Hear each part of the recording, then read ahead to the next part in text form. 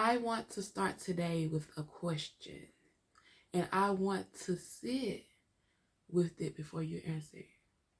Have you ever looked at something happening in your life, in your community, in your family, in your finances, in your mental and emotional health, and thought, why does this keep happening? Why does it keep happening to me? Why does it feel like no matter what I do, I end up in the same place? Why does it feel like something is working against me that I cannot quite see or name? Okay. If you have that question, you are not paranoid. You are not making excuses. You are not weak. You are noticing something real. Because some of what you have been experiencing is not just personal. It is structural. It is systemic. It was designed and it has a name. And we're going to get into that today. Pharaoh did not just beat people. He had a system. We're still in Exodus, y'all. Welcome back to SSQJ Chronicles. I am SSQJ, and this is week 3 of Onward Still, the journey to true liberation. And today we are going to name that system. But we're not going to give it power though. Because you cannot dismantle what you refuse to acknowledge. So we going to name it. That's why we name it. And we are, because we in the business of dismantling. All right. Let me first show you something in the Exodus narrative that I think is going to reframe how we see oppression. Because when most people think about Pharaoh and the Hebrews, they think about whips and chains and forced labor. And yes, all of that is real, and all of that was indeed happening, and we're not downplaying it at all. But the genius of Pharaoh's system, if we can call it that, was that the physical violence was only one layer of the system. There were multiple layers, and each one reinforced the other one. Pharaoh needed the labor. The entire Egyptian economy was built on it. The monuments, the infrastructure, the wealth of the most powerful empire in the world at that time was built on the backs of people who were never compensated, never credited, never acknowledged. That is the first layer.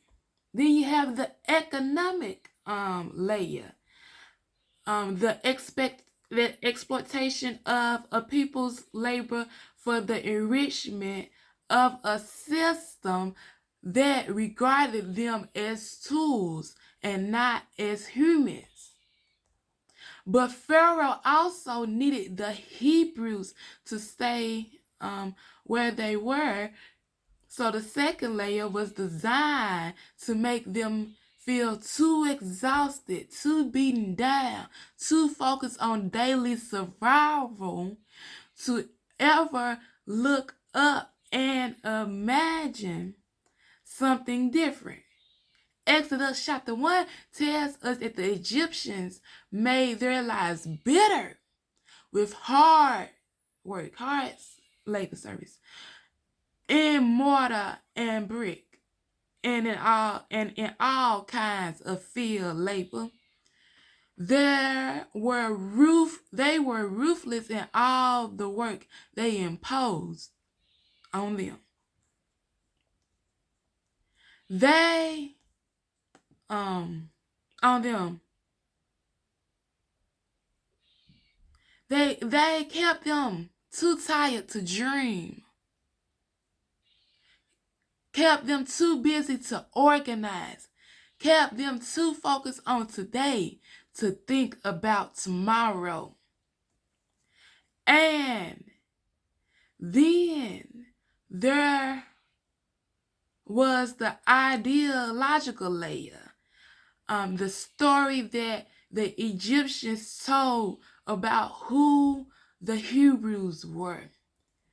That they were a threat to be managed. That they were different. That their growth was dangerous. Pharaoh said to his people, "Look, the Israelite people are more numerous and more powerful than we are. Come, let us deal shrewdly with them, lest they multiply in the event of war and join our enemies and escape from the land." Sound like Pharaoh knew what power the Hebrews had, but the Hebrews ain't found that out yet. All right. He manufactured a threat narrative to justify what was really just fear of the people's growth. He was afraid. Pharaoh was afraid. Scared of cat. And the deepest layer, the one that we have the most,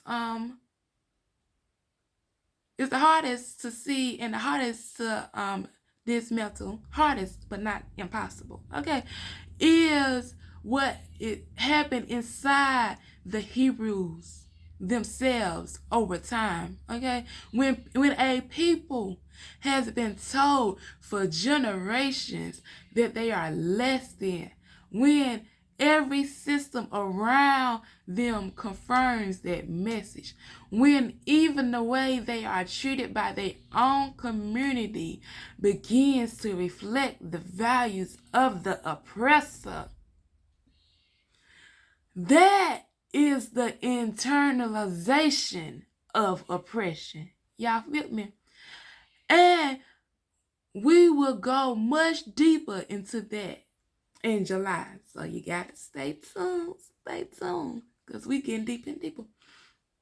But the point I want to make today is Pharaoh's system was not one thing.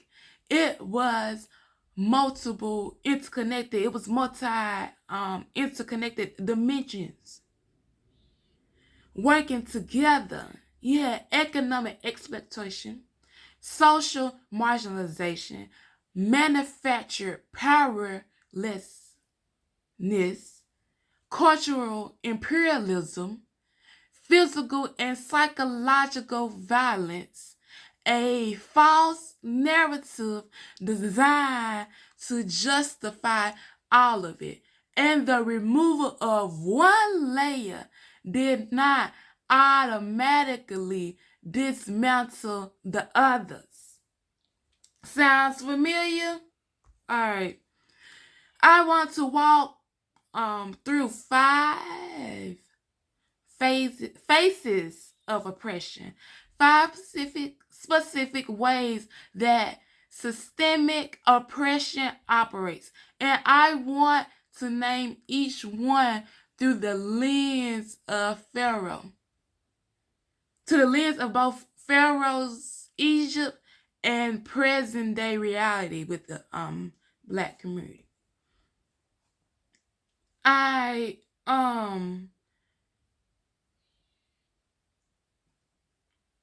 Because one of the things that makes oppression so durable is that it is not just one thing, it wears multiple faces, all right? And we often spend so much energy addressing one face that we miss the others. that are still operating quietly behind it. The first phase is exploitation. Exploitation. I hope I said it. Y'all know I can't talk, but y'all know what I'm talking about. The transfer of the results of one group's labor to benefit another. Pharaoh needed the bricks. He needed the monuments. He needed the infrastructure. He was not going to build it himself, though. No. The wealth of Egypt was built by people who never shared in it. And in America, the cotton, the tobacco, the sugar, the railroads, the domestic labor, the decades of wages stolen through sharecropping and convict leasing and redlining and discriminatory lending. Whew, just to name a few. Don't let me get on that rampage because I can keep going. This country was built by black labor that was never justly compensated. The wealth gap between black and white Americans in 2026, yes, even today, is not an accident. It is alleged and exploitation is the first phase of the system that created it. The second phase is marginalization, being pushed to the edges of participation in social, economic, and political life, being excluded from the rooms where decisions are made about your community, being rendered invisible or treated as a problem to be managed. The Hebrews were not Egyptian citizens. They had no voice in Pharaoh's court. Their lives were subject to decisions made without them. And their lives were subject to decisions made without them, but about them and over them. But they weren't involved in it. And for Black Americans, from the 3/5 clause to poll taxes to literacy tests to gerrymandering to access to quality education to politics of institutions that were never designed to include us. Marginalization is the face that says you are here, but you do not belong here. Your voice does not count in this room. All right? Start moving along. Can't stay here long. The third phase is powerlessness, the lack of authority, status, and sense of self that comes from being subject to systems you cannot shape or influence. The Israelite foreman in Exodus chapter 5, the ones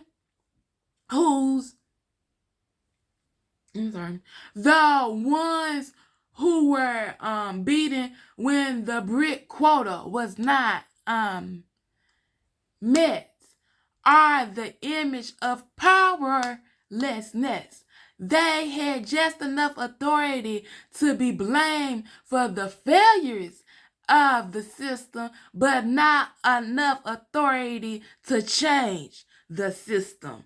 They were caught between Pharaoh above and the workers below with no real power in either direction.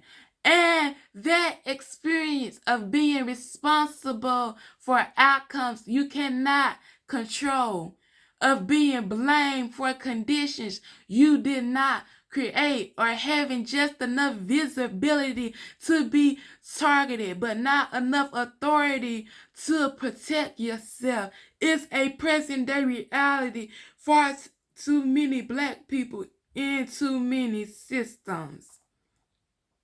The fourth phase is cultural imperialism, having your culture rendered invisible, stereotyped, or treated as inferior, while someone else's culture is held up as the universal standard. The Egyptians had a name for the Hebrews, a narrative about who they were, and that narrative served the system by making the dehumanization seem natural. In 2026, let's bring it to present day, the dismissal of Black English, Ebonics, AAVE, whatever you want to call it, slang or whatever, as incorrect, the criminalization of our dialects or whatnot, the criminalization of Black hair in professional spaces until legislation forced the issue, the simultaneous appropriation of Black culture and the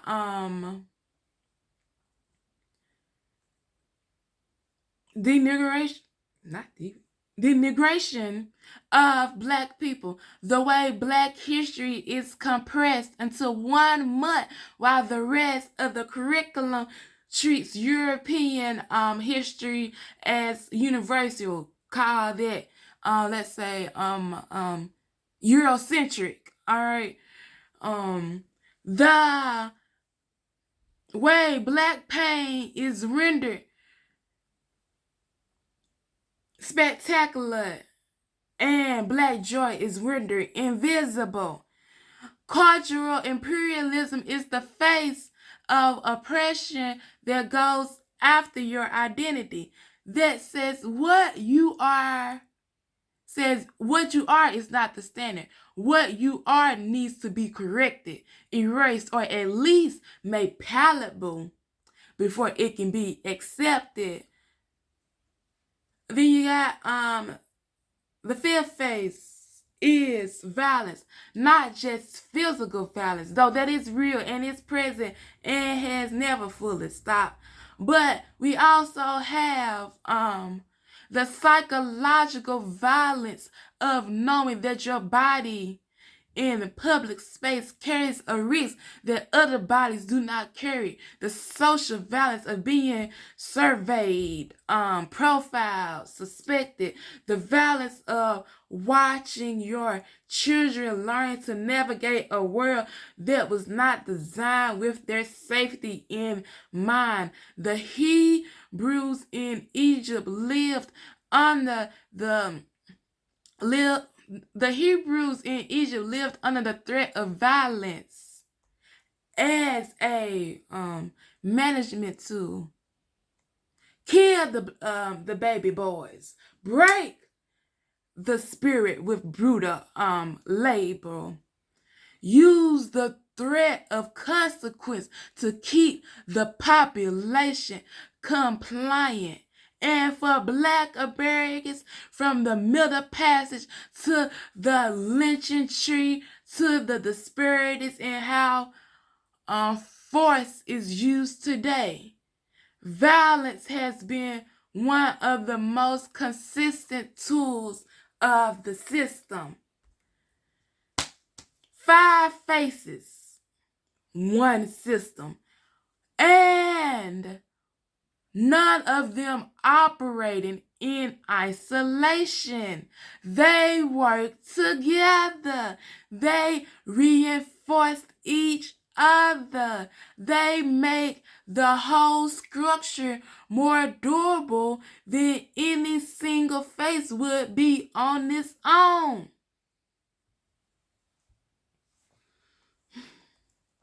Now, I want to go one level deeper, because understanding what oppression looks like is one thing, but understanding how it works, how it moves, how it multiplies, how it gets from a system into deep down into the soul, that is where the real dismantling begins.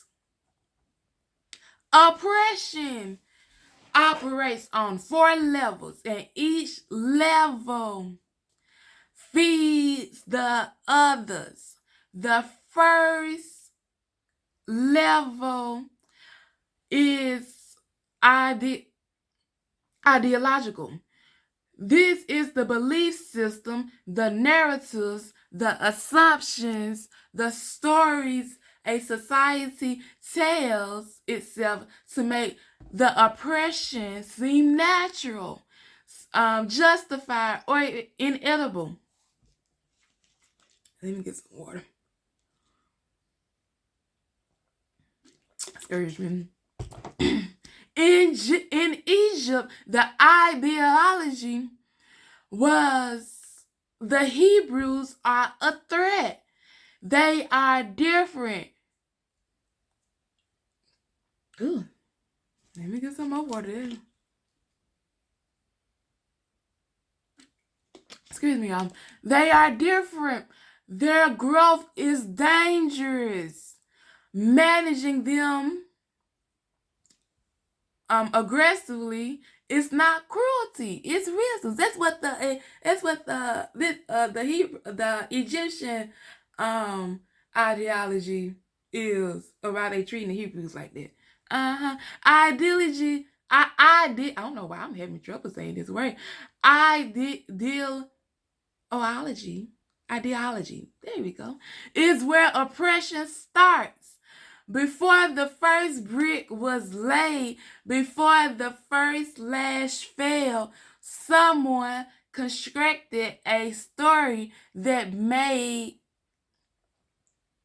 it seem like it all makes sense.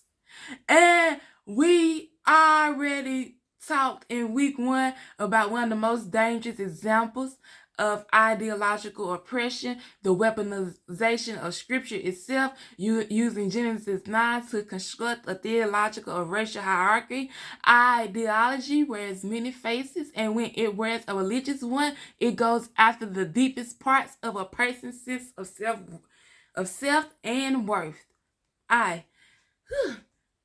The second level is institutional. This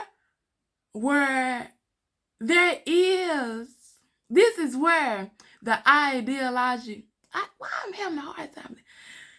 This is where the ideology gets built into politics, laws, structures, and systems.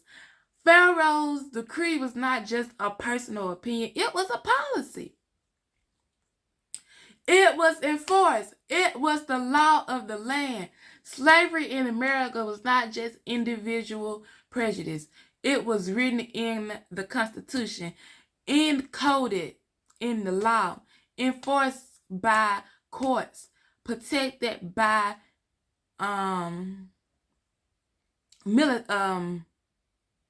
done blanked out. I'm just gonna say militaries. And because I can't think of the word I was trying to say. And built into the economic infrastructure of the system. Of the nation. I'm sorry, that I blanked out, and that made me. Let me stay focused. Institutional oppression is what makes individual prejudice durable. It is what allows a system to outlast the people who built it. Pharaoh could die. Everybody got to die.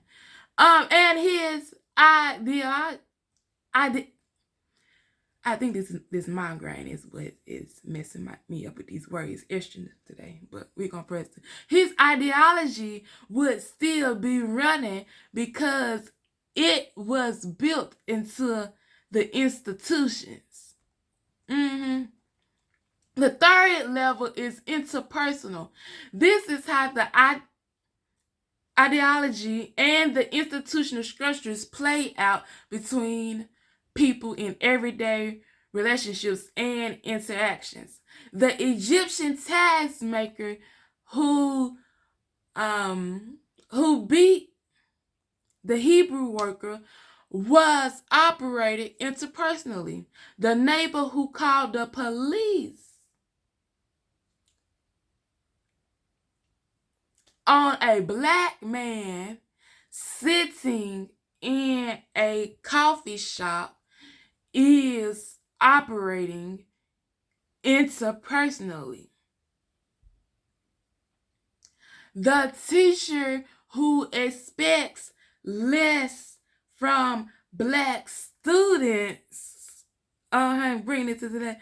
The employer who overlooks the resume with a black sounding name, the colleague who talks over black voices in the meeting, interpersonal oppression in the daily lived experience of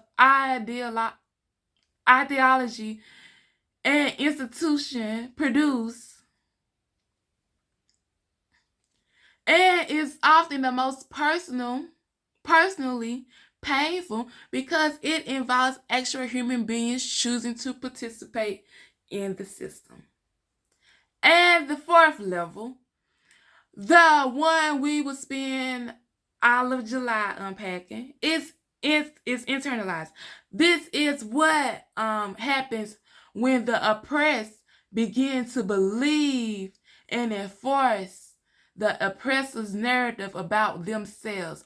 When the ideology gets inside, when the people who are supposed to be liberated start to see themselves through the eyes of the system that oppressed them. We see it in the wilderness when Israel cried to go back to Egypt. We see it in colorism within the black community, which was named back in May. In the May series, you can go back last month. When we see it in the ways we sometimes police each other's success, limit each other's dreams, and enforce the ceiling that was installed from outside. We will go deeper into that in July. I'm telling you, July gonna be. I'm so excited for July. Okay, but for now, just know that internalized oppression is the fourth eye, and it is one that the system needs most to survive because it makes the people do the work of oppression for free. 4 levels working together. Ideology produces institution. Institution shapes interpersonal interaction. Interpersonal interaction produces internalization. And internalization feeds the ideology right back into the next generation. It's a cycle. Okay. This is the architecture of the system, and dismantling it requires working at all 4 levels at the same time. All right. I need to stop here. I'm also used as a word of prayer.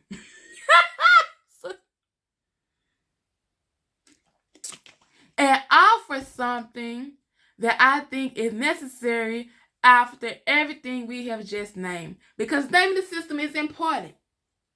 We got to name the system. But I do not want anyone to leave this episode of SSQJ Chronicle feeling like the system is the final word. Because it's not. I started to get right churchy right there, but I ain't. This ain't. Exodus chapters 8 and 9, in the middle of the plagues, while Egypt was experiencing the flies, the livestock disease, the hail, the darkness, God made a distinction. Come on, distinction. Exodus chapter 8, verse 22 says, on the day I will set apart the land of Goshen, where my people dwell, so that no swarms of flies shall be there, that you may know that I am the Lord in the midst of the earth. Goshen, I don't know why I said that. The place where the Hebrews live, aka Israelites. While every plague fell on Egypt, Goshen was untouched. The flies did not go there. The hail did not fall there. The darkness did not cover over it. In the middle of a system of judgment and suffering and upheaval, God drew a line around his people and said, this fire and no farther. I want you to hear that as a personal word. The systems are real. The scriptures are real. The damage is real. We have named it, and we have not pretend. We have not pretend that it's not there. But God is also real. I remember talking to one of my friends. We was talking about different struggles. And I said, the struggle is real, but my God is realer.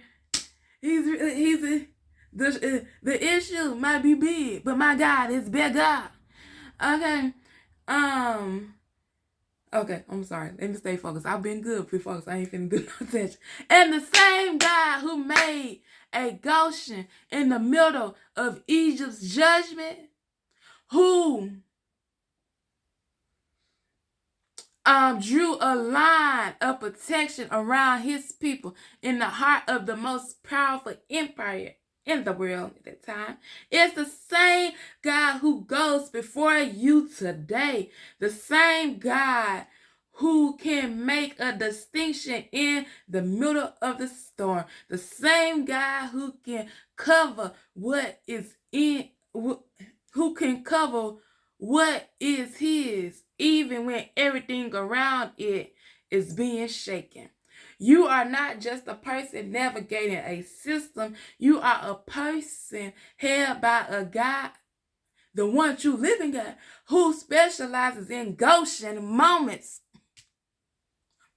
In the middle of what is falling, he can keep what is yours, standing in the middle of what is being taken. He can protect what he has given you in the middle of the plague. He can set your life apart.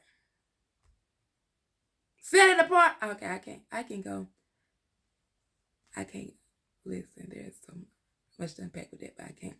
Now, I want to give you something practical because we have named the system. We have received the covering. And the question becomes, what do you do with all of this? How do you actually face Pharaoh? I want to show you something in the Exodus narrow that I think is the most practical blueprint for facing systemic opposition that exists everywhere in scripture. Moses went not everywhere, anywhere in scripture. Moses went to Pharaoh 10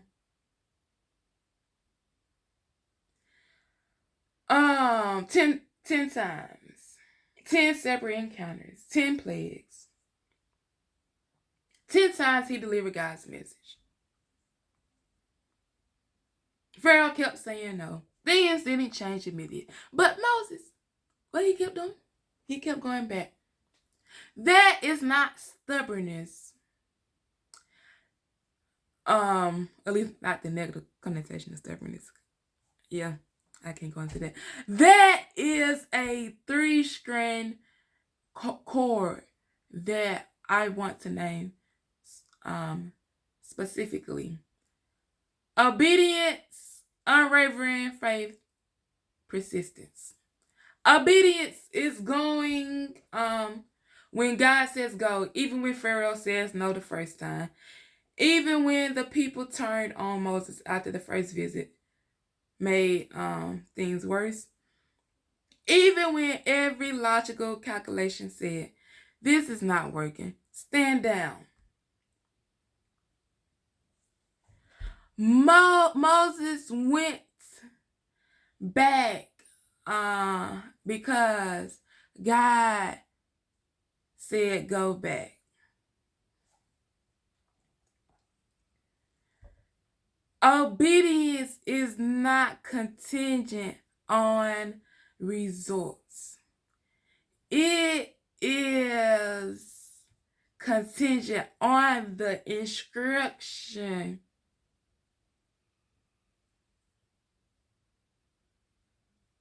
I'm going to say that one time. Obedience is not contingent on results. It's contingent on instruction. You do what God says, whether or not.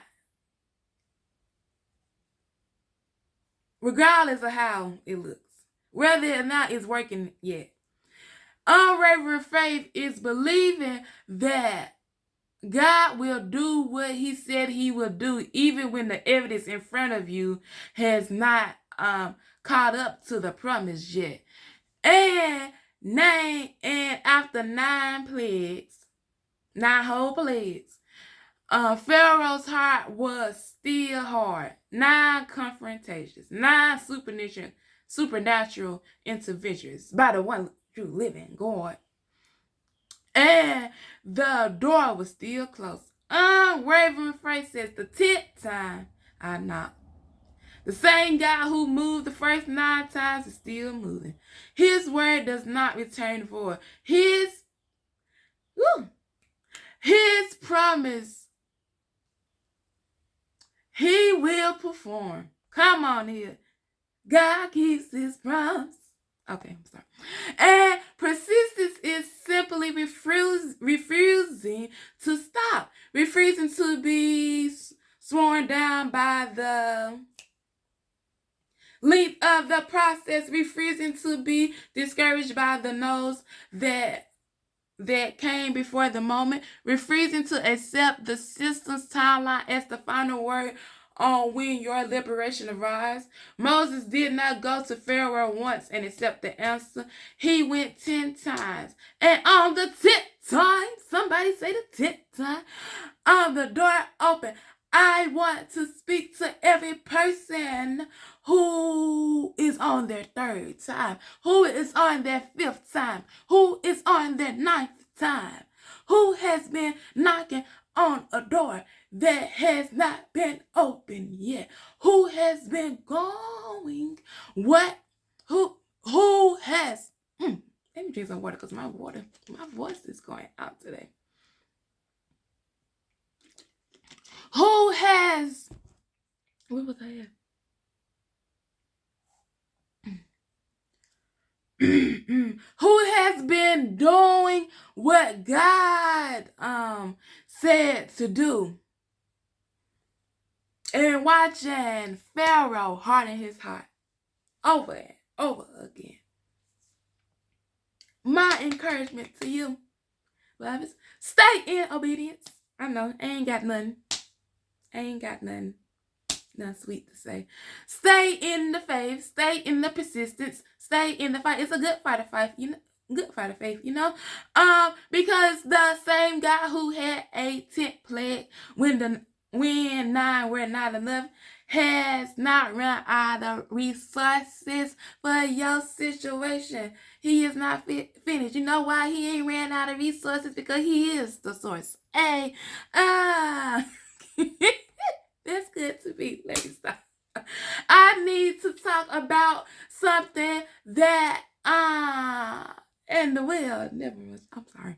And I done got happy. I need to talk about something that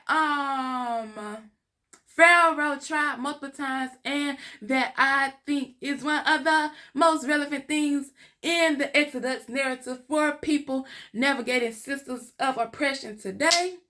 Pharaoh tried to navigate a partial liberation. Go worship your God, but stay in Egypt. Okay, fine. Okay. Go, but don't go far. Okay. The men can go, but leave the women and children here. I want to unpack that, but I can't. Okay. You can go, but leave your livestock. Every single one of those offers was Pharaoh trying to maintain control while appearing to give ground. Every compromise was designed to ensure that Israel never fully left. That there was always something, always someone still inside the reach of the system, a guarantee of return, a leash made out of what you left behind. And Moses answered to every single compromise. Offer the same. Exodus chapter 10, verse 26. Not a roof shall be left behind. Not one. Our livestock will go with us. Not a single thing that belongs to us stays in Egypt. Not one hoof. I want you to hear that as a personal liberation principle, because the systems that have held us will always try to negotiate a partial freedom. I can't say that. They will offer you just enough liberation to make you feel like something changed, while keeping just enough of a grip to ensure you never fully leave. Just enough access to make you grateful. Just enough progress to make you stop pressing for the rest. And the answer of a liberated system, the answer of someone who understands that half freedom is not freedom at all, is that's that not one hoof. I'm not leaving anything that belongs to me inside a system that was, especially inside a system that was built to oppress me. I ain't leaving. I ain't leaving my dignity. I ain't leaving my identity. I'm not leaving my children's future. I'm not leaving my community's wealth. Not my culture, not my voice, not my story. And I need my reparations, but I'm sorry. I'm taking what's rightfully mine.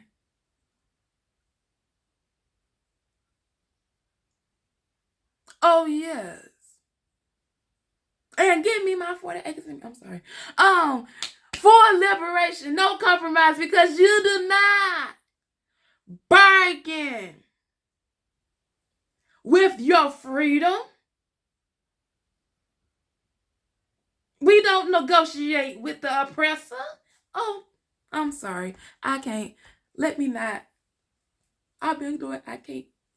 Before I close, I want to name one thing that the Exodus narratives shows us clearly, and that I think is critically important for understanding how systems of oppression sustain themselves. Pharaoh's systems ran on distorted priorities. He valued productivity over people. He valued the economy over human dignity. He valued the output of the labor over the lives of the people doing the labor. And that distortion, that placing of what people produce above who people are, is what made the cruelty not just possible, but justifiable within the logic of the system. When you distort your priorities, when you decide that what a person produces, what a person earns, what a person looks like, or what a person can do for you is more valuable than who that person is, you have created the conditions for oppression. Every time, without exception. Pharaoh did not start by wanting to be cruel. He started by being afraid of losing his workforce and his economic advantage. And fear combined with distorted priorities produced one of the most sustained systems of human suffering in recorded history. And I want to say this carefully. So let me tone it down.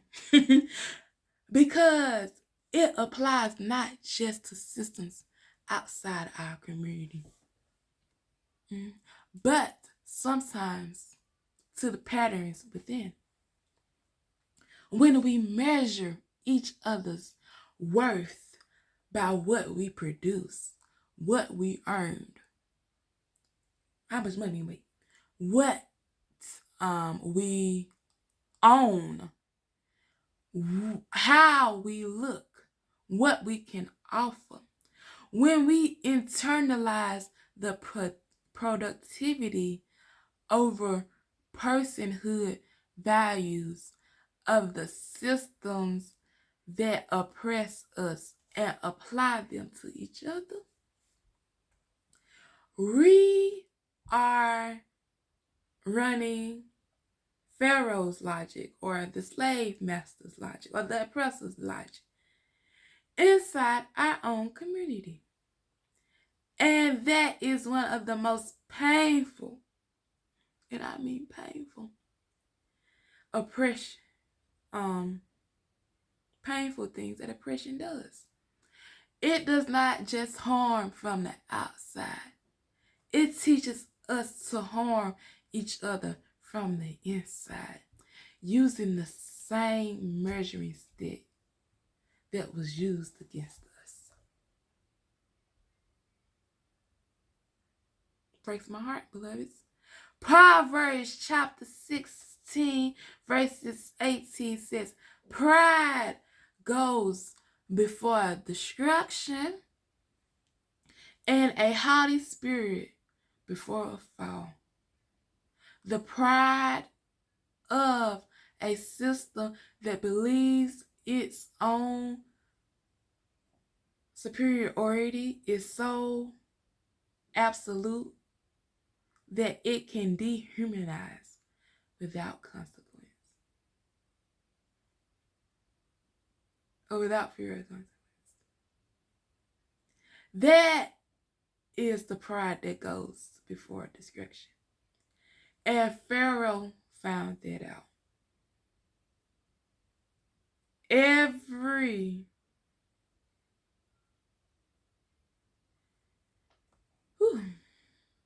Pharaoh finds it out. Every oppressor finds it out. Because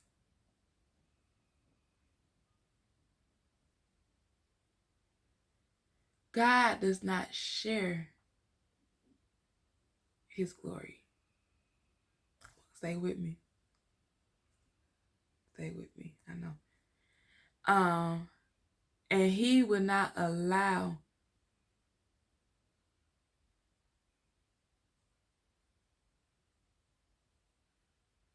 the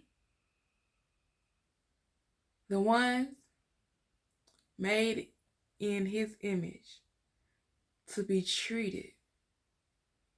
He will not allow what he will not allow what he himself made in his image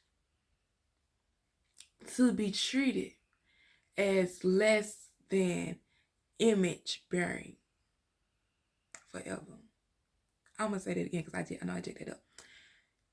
God would not allow what he made in his image to be treated less than the image bearing. The image bearing.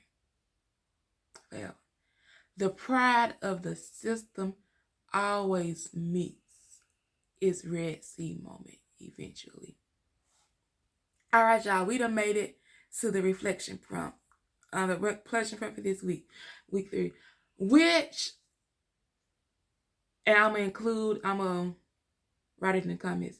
Which face of oppression, exploitation, if I remember. Sometimes I don't remember it, Lord.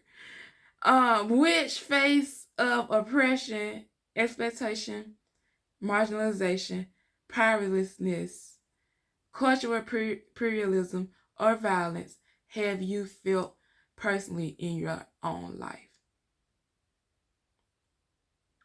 I'm going to say it again. Which face of oppression, whether it be exploitation, exploitation, I can't say the word. I'm sorry. Marginalization, powerlessness, cultural imperialism, or violence. Out of those faces, have you felt most personally in your own life? And second part, of this first part, and how have you seen the 4 I's, which are ideology, institution, interpersonal, and internalized, show up in that experience? Name it, because naming it is the beginning of dismantling it. And then the second set of questions is, sit with this. Is there any area of your life where you have accepted a partial, quote unquote, partial freedom, where Pharaohs or the oppressive system, compromise, offer looked reasonable enough that you stop pressing for the full thing? I'm saying it again. Is there any area in your life where you have accepted a partial freedom, where Pharaoh's compromise offer looked reasonable enough that you stop pressing for the full thing? What would it look like to say, not one hoof is going to be left behind? All right, I know this is a long episode, but it was a heavy. We have done the heavy work these past 2 weeks. We named it. We named the lie. We told. We named the lie that was told. That was using scripture out of context. We found the promise that predated the pain. We the women who midwife in the liberation. We sat with the weight of being remembered by God. Woo! I'm sorry. We watched Moses receive his commission and go back to Pharaoh 10 times. We stood at the Red Sea and saw what God does to what tries to follow his people into freedom. And today we name the system not with bitterness, not with hopelessness, but with clarity of people who know naming is the first step towards dismantling. And with the comfort of knowing that in the middle of every Egypt, there is a Goshen. With every Egypt, there is a Goshen. In the middle of every system, God draws a line around his people and says, this far, no farther. Next week, is next week the season finale? Is it? Oh. I feel like I have more to say, but I guess I don't. Well, it's in the next series. Next week, week 4, we'll close the month. This month is going by so fast.